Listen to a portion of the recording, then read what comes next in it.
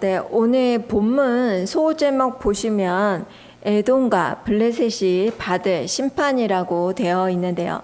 자, 말 그대로 두 나라의 심판에 관한 내용입니다. 자, 본문 들어갑니다. 12절. 주 여호와께서 이같이 말씀하셨느니라. 자, 심판의 내용을 전하기 전에 선지자는 주 여호와의 말씀이라는 사실을 선포합니다. 이것은 중요한데요.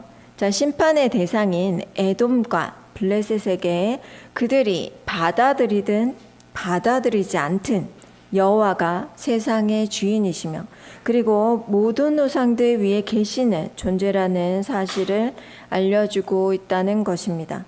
자, 심판을 할 수 있는 신은 오직 하나님 한 분이시며 때문에 그들이 섬기는 우상들이 그들을 심판으로부터 건질 수 없다는 사실을 알려주는 것입니다. 자, 세상의 주인이신 하나님 말씀이기에 이미 피조세계에 알려졌다면 말씀은 반드시 성취된다는 사실도 내포하고 있습니다. 자, 이어서 에돔의 심판의 이유가 나오는데요. 에돔이 유다 족속에게 원수를 갚습니다. 자, 원수를 갚는 것이 흔한 시대에 그럴 수도 있다고 생각하기 쉬우실 텐데요. 자, 그렇지 않습니다. 자, 이스라엘에게 원수를 갚은 에돔의 행위에 하나님께서는 죄를 심히 많이 지었다라고 판결을 하신 것입니다. 자, 어떤 복수였을까요? 자, 내용을 알기 전에 왜 에돔이 유다 족속을 원수로 여겼는지 알 필요가 있습니다. 왕정 시대를 보면 이스라엘이 강했을 때 자, 크고 작은 영토 분쟁이 있었다고 하는데요. 자, 이러한 물리적인 상황보다는 좀 더 영적인 의미를 들여다볼 필요가 있는데요. 자, 사건은 에서와 야곱의 때로 거슬러 올라갑니다. 자, 배고픈 에서가 팥죽 한 그릇에 장자권을 파는데요. 자, 이 사건을 가볍게 보아서는 안 됩니다. 자, 에서는 배가 고파 죽을지언정 장자권을 지켰어야 했는데요. 왜냐하면 장자의 특권이 분명히 성경에 나와 있습니다. 다른 형제보다 배의 유산을 물려받습니다. 또 아버지를 이어서 가문의 대표로서 제사장 역할을 수행하는 역할도 했는데요. 자, 물론 혈통보다는 하나님을 향한 영적인 상태가 더 중요하긴 하지만 분명 장자권은 하나님의 축복의 한 형태이기도 합니다. 자, 에서에 대한 성경의 말씀을 무엇이라고 판단하시는지가 히브리서 12장 16절에 나와 있습니다. 제가 읽어보겠습니다. 음행하는 자와 혹 한 그릇 음식을 위하여 장자의 명분을 판 에서와 같이 망령된 자가 없도록 살피라. 자, 원문에서 망령되는 베벨로스라는 형용사가 사용되어졌는데요. 모독적이다라는 의미가 있습니다. 자, 이는 어떠한 대상의 거룩한 것을 침해하는 모습이라는 뜻인데요. 자, 하나님은 죽 한 그릇에 하나님의 축복을 판 행위에 모독을 받으신 것입니다. 자, 느낌이 오시나요? 자, 하지만 이러한 사실은 잊은 채 에서의 후손들은 야곱이 에서의 축복을 빼앗아 갔다고 생각했을 것 같은데요. 자, 에돔은 이스라엘 남쪽에 위치하여 형제 나라이자 이웃 나라이기도 했는데요. 자, 가까이에서 살았기에 하나님이 주시는 선명한 복과 은혜를 다 지켜보았겠지요. 조상의 망령된 행동을 생각하지 않고 그저 눈에 보이는 하나님의 축복을 훔쳐갔다고 오해하며 이스라엘 백성들을 원수처럼 여겼을 것 같습니다. 자, 이제 구체적인 보복의 행위들을 들여다보겠습니다. 자, 에돔이 이스라엘을 공격했던 시기는 바벨론에게 멸망당하던 때로 보는데요. 자, 남유다가 위기에 처한 틈을 타서 바벨론의 편에 서서 공격한 것으로 보여집니다. 원수를 갚은 것으로 보아 에돔이 하나님의 심판의 도구로 쓰였다고 오해할 수 있는데요.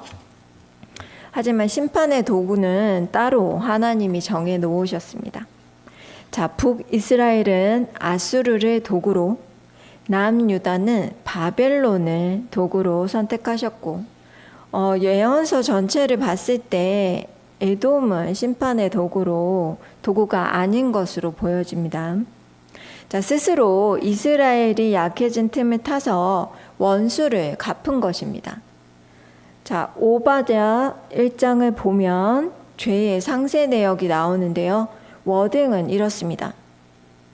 바벨론의 침략자가 예루살렘을 멸망시킬 때에 기뻐해서는 안 되었으며, 침략자가 재물을 약탈할 때 거기에 끼어 있지 말았어야 했습니다. 자, 또 성문에 들어가지 말았어야 했는데요. 자, 그들은 심지어 도망치는 유다 사람들을 침략자의 손에 넘겨주었는데요.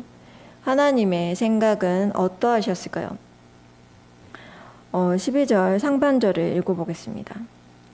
내가 형제의 날, 곧 그 재앙의 날에 방관할 것이 아니며, 자, 하나님은 에돔이 여호와의 날에 재앙을 당하는 이스라엘 백성들을 형제로 보고 도왔어야 했다는 것입니다. 자, 형제와 다름없는 유다에게 함부로 복수한 것에 대한 판결은 심히 범죄하였다입니다. 자, 우리가 눈여겨볼 대목인데요. 자, 우리는 원수 갚는다는 의미를 가볍게 다루어서는 안 됩니다. 자, 앞달락인 암몬의 심판의 내용도 함께 보면 더 잘 이해가 되실 텐데요. 자, 25장 3절 하반절 제가 읽어보겠습니다. 내 성소가 더럽힘을 받을 때에 내가 그것에 관하여, 자, 이스라엘 땅이 황폐할 때에 내가 그것에 관하여, 유다 족속이 사로잡힐 때에 내가 그들에 대하여 이르기를 아하 좋다 하였도다. 실제로 남유다가 바벨론 느부갓네살 왕의 침공을 받을 때 함께 연합하여 유다를 멸망시키는 데 동참을 했다고 하는데요. 자, 본문에서는 실제적인 행위보다 그들의 마음 상태를 집중적으로 드러내고 있습니다. 자, 이것이 중요한 지점인데요. 암몬 사람들이 예루살렘 성전이 불타고 더럽힘을 받고 이스라엘 땅이 약탈로 황폐해져 갈 때 너무나 기뻐하는 마음 상태가 드러나는데요. 6절을 보시면 이 마음의 상태에 대한 성경의 해석이 나옵니다. 자, 마지막에 마음을 다하여 멸시하며 즐거워하였나니 라고 되어 있습니다. 자, 하나님께서 멸시를 받으신 것입니다. 자, 이에 심판을 선언하시는데요. 낙타와 양을 기르는 동방의 민족이 그들의 땅에서 살게 될 것이라고 하시는데요. 7절에 만민 중에서 끊어버리고 패망하게 될 것이라고 선포하십니다. 자, 우리가 눈여겨볼 대목입니다. 자, 이 내용은 오늘날을 살아가는 하나님의 자녀들 모두가 깊게 들여다 보아야 합니다. 우리도 살아가면서 한두 명쯤 싫어하거나 미운 감정을 내버리지 않고 계속 간직한 채로 있는 대상이 생길 수 있는데요. 자, 그 사람에게 좋지 않은 일이 생길 때 정말 조심해야 합니다. 자, 우리 마음이 기뻐하는 것을 내버려 두어서는 안 되는데요. 나쁜 행위를 하지 않는 것만이 다가 아니라는 것입니다. 마음으로 짓는 죄, 사이가 좋지 않은 원수 같은 사람의 어려움을 기뻐하는 죄는 심판이 떨어질 만큼 무거운 죄이기 때문입니다. 때문에 원수 같은 사람이 좋지 않은 상태에 있을 때 마음이 죄를 짓지 않도록 애써야 한다는 것입니다. 자, 그렇다면 이런 죄 유혹을 받지 않기 위해 할 수 있는 일은 없을까요? 자, 어떤 대상에 대한 미움의 감정이 커지기 전에 작을 때에 씨름하며 싸우는 애씀이 필요합니다. 자, 미움의 감정은 오래 내버려 두어서는 안 되는 죄입니다. 이제 구체적인 심판의 내용을 보겠습니다. 13절과 14절을 보면 이스라엘을 통해 분노의 보복을 하시겠다고 하시는데요. 대만에서부터 드단까지 심판이 미친다고 하는데요. 에돔의 전 지역이 칼, 즉 전쟁으로 멸망당한다는 것입니다. 네, 이제 15절. 오늘 심판의 두 번째 주인공인 블레셋입니다. 자, 15절에서 옛날부터 미워하여 라고 되어 있는데요. 자, 이 부분을 유심히 들여다볼 필요가 있습니다. 옛날부터라고 하면 아주 오래전부터 라는 느낌이 들 수 있는데요. 자, 원문을 보면 조금 다릅니다. 올람이라는 명사는 대대로, 영원히 라는 의미가 있는데요. 자, 이는 영원한 대적으로 볼 수 있습니다. 좀 더 영적인 의미에 가까운데요. 자, 하나님의 백성들이 존재하는 한 함께 존재하는 대적자라는 의미입니다. 자, 존재론적으로 하나님을 멸시하기 때문에 하나님 백성을 미워하는 원수인 것입니다. 자, 블레셋도 이러한 마음을 가지고 있었기에 심판을 받는데요. 자, 에돔과 비교하자면 좀 더 강한 심판이 그려지는데요. 자, 16절 하나님의 손이 블레셋 사람 위에 직접적으로 얹어집니다. 또 17절 원문을 보면 강렬한 분노로 엄청나게 강력한 징벌이 될 것임을 알 수 있는데요. 이것은 예수님의 재림의 때 펼쳐질 사단의 심판까지 조망하는 것으로 보여집니다. 자, 이렇게 하나님의 백성들에게 행한 원수들을 하나님이 기억하셔서 친히 원수를 갚아주시는데요. 자, 우리는 여기서 생각을 멈추어서는 안 됩니다. 자, 우리는 이 본문만을 보면 이스라엘 백성을 괴롭게 한 백성들을 늘 그러하셨듯이 하나님께서 대신 보복해 주는 것처럼 생각하기 쉬운데요. 자, 앞의 내용을 이해하고 이 본문을 들여다 보아야 합니다. 자, 본문이 포함된 25장은 암몬이 받을 심판으로 시작되는데요. 자, 두로와 시돈, 애굽 등 이웃 나라에 대한 심판들이 나옵니다. 자, 이외에 이사야, 예레미야, 아모스에서 다메섹에 대한 심판이 나와 있습니다. 하지만 우리가 더 주목해 보아야 하는 것은 이스라엘에 대한 심판입니다. 자, 에스겔 3장부터 본문 바로 앞장인 24절까지는 이스라엘의 배반과 심판의 내용이 상세히 나와 있습니다. 심판의 내용에 대하여 다른 나라들은 이스라엘 백성만큼 상세하지 않습니다. 자, 이유가 무엇일까요? 자, 심판에 있어서 이스라엘이 특별하기 때문입니다. 자, 우리나라에서 친족 간의 특례라는 법이 있는데요. 본인이나 가족, 친족이 가족의 범죄를 덮기 위해 스스로 증거를 인멸하는 경우는 무죄입니다. 자, 이것을 인지상정으로 보기 때문입니다. 인간의 보편적인 마음이기 때문에 죄로 보기 어렵다고 보는 것 같습니다. 자, 하지만 하나님의 생각은 전혀 다르십니다. 예레미야 16장 18절을 제가 읽어보겠습니다. 내가 우선 그들의 악과 죄를 배나 2배죠. 자, 갚을 것은 그들이 그 미운 물건의 시체로 내 땅을 더럽히며 그들의 가증한 것으로 내 기업에 가득하게 하였습니다. 자, 하나님 백성이 이스라엘을 말하는 건데요. 자, 주목할 단어는 2배인데요.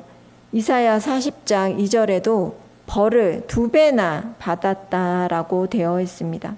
자, 심지어 구약 레위기 26장 24절에는 7배나 벌하시겠다고 되어 있는데요.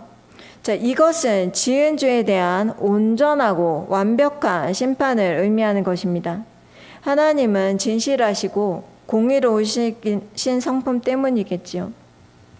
자, 실제 역사에서 이 심판이 선포된 나라들 중에서 가장 먼저 멸망한 나라는 다메섹입니다. 그 다음으로 북이스라엘과 남유다인데요. 심판의 선발주자들입니다. 자, 심판주는 비록 자기 백성일지라도 공의 안에서 다루십니다. 자신이 세우신 법질서를 스스로 저버리시지 않으시기에 온전하고 완벽하게 심판하십니다. 하나님의 거처이신 거룩한 성소도 예외가 될 수 없습니다. 자, 에스겔 9장 6절을 들여다보겠습니다. 9장은 본격적인 심판 장면이 나오는데요. 영적인 세계에서 일어나는 일을 그리고 있습니다. 하나님의 백성들을 죽이는 사람들이 나오는데요. 베옷을 입고 허리에는 서기관의 먹그릇을 차고 손에는 무기를 들고 있습니다. 자, 하나님의 사자들인데요. 심판이 시작되는 장소가 나옵니다. 자, 6절 중반절만 읽어보겠습니다. 내 성소에서 시작할지니라. 자, 이것은 앞에 8장에 나오는 남유다 이스라엘 백성의 우상 숭배 때문인데요. 자, 하나님이 거하시는 성전 안까지 이방의 우상들이 들어와 있었습니다. 자, 이 장면 좀 놀랍지 않으신가요? 네. 우상 숭배를 가장 싫어하시기에 비록 성소일지라도 가장 먼저 심판이 시작되는 것이 자연스럽다고 생각할 수 있는데요. 자, 우리는 여기서 더 생각을 해보아야 합니다. 자, 성소는 어떤 곳인가요? 자, 거룩하신 이의 처소이기 때문에 가장 거룩한 장소입니다. 때문에 그 어떤 곳보다도 가장 먼저 죄가 제거되어야 하는 장소입니다. 자, 그렇다면 성소만 거룩한가요? 자, 출애굽기 19장 6절을 읽어보겠습니다. 너희가 내게 대하여 제사장 나라가 되며 거룩한 백성이 되리라. 너는 이 말을 이스라엘 자손에게 전할지니라. 자, 이스라엘 백성은 거룩한 하나님의 백성이기 때문에 거룩하게 살아야 할 의무가 있습니다. 이스라엘 백성은 값없이 받은 은혜가 아주 많이 있습니다. 자, 하나님 백성이 된 것만으로도 의로 여겨져 거룩한 백성으로 여김을 받았습니다. 특권이자 영광입니다. 자, 이 값을 측량할 수 있을까요?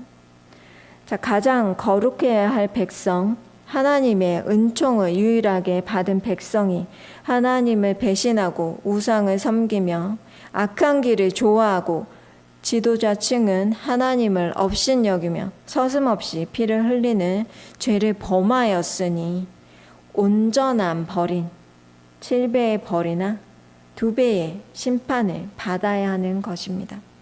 자, 또 먼저 받는 것입니다. 자, 그렇다면 다른 민족은 어떨까요? 다른 민족은 그저 그들이 지은 죄의 값만큼만 심판을 받습니다.